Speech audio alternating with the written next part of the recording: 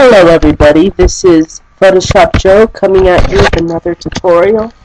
Today what we are going to do is create this lovely looking sepia tone. It's a very vibrant, very red, and very good looking.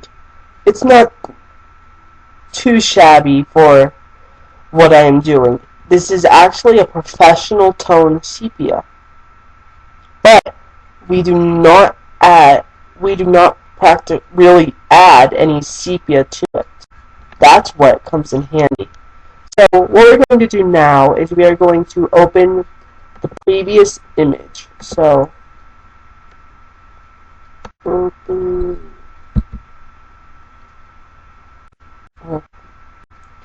Okay, here's the previous image. Make sure it's in RGB mode. And as you can see,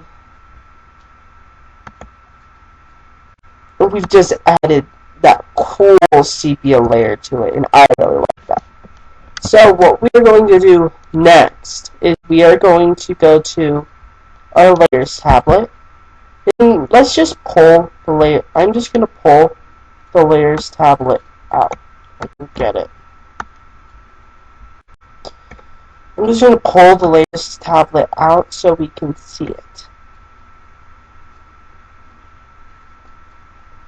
See, this is in the RGB mode. You can see the red, the greens, and the blues that all consist of this picture.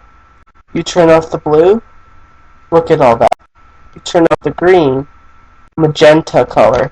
You turn off the red, it has that nice disco light to it, but turn off the RGB altogether, you can't. So let's just click on path so we don't have anything up there. Now what we are going to do is we are going to create a new layer. Command J on a Mac, Control J on a PC. Alright, now we're going to rename this Retouch. Retouch Gradient.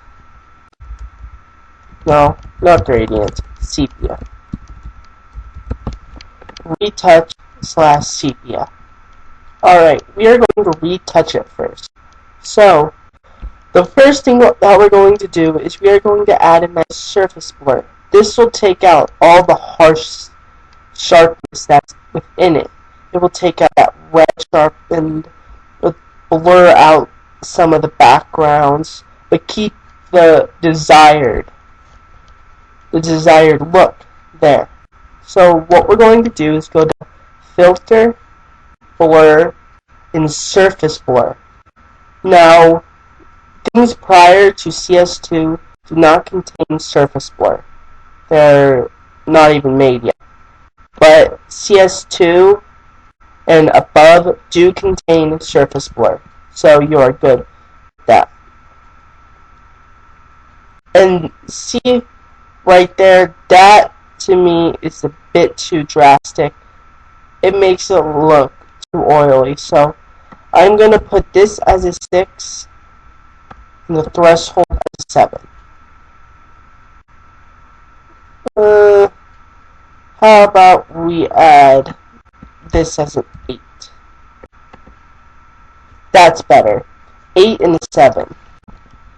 What this does is this nicely gives that shadow, and it gives the effect that we're looking for. We're not looking for a total misprint, but we are looking for this. See what it does?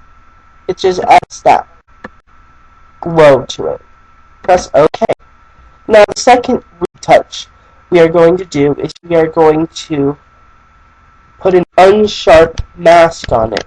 Now this is going to be a different render than you guys are used to. You guys are used to creating the amount larger, as I have here, the amount larger and the radius smaller. But actually what we are going to do is we are going to take the amount all the way down.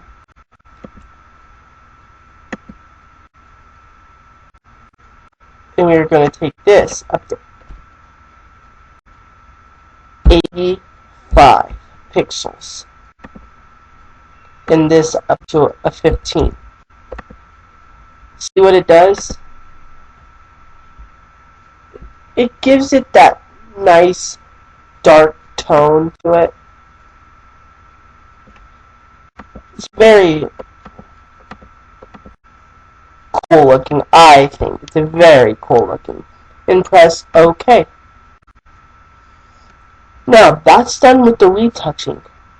We've added brighter colors, a nice feel to it, and you can actually, if you want, come retouching it more. Like, I'm going to delete this anyways, so you can actually try to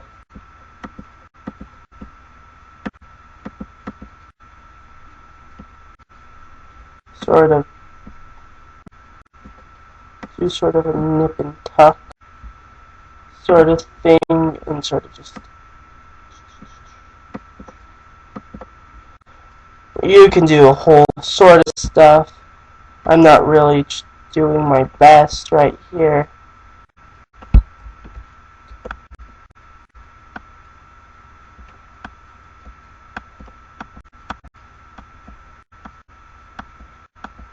This really does do a nice nip and tuck if you don't have a pattern one, but we're not going to do that. We are just going to leave it how it is. Alright, and then next thing that we're going to do is add a gradient to it. The gradient is a download that I actually got, and you can find it in the description box on the side. Nice color. And dither it. Dithering it just puts it into place. Don't reverse it, because that's what will happen and look not that great. Now that's a nice old tone, but we're not done. One more step. Go to Effects and Pattern Overlay. Put this, before you change it, put this up to 1000. Put this to 55.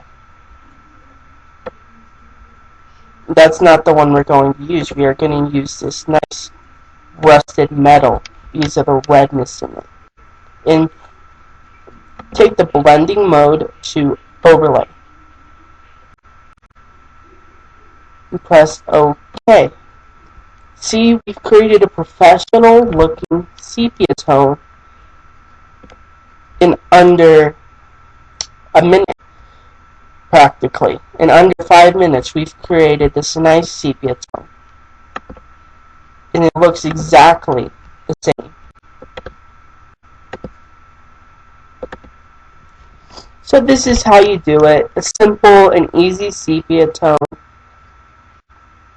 You could even go in and you could do some patchworking, clone, make her hair bigger, stuff like that. I hope you guys do well in your productions, and bye-bye.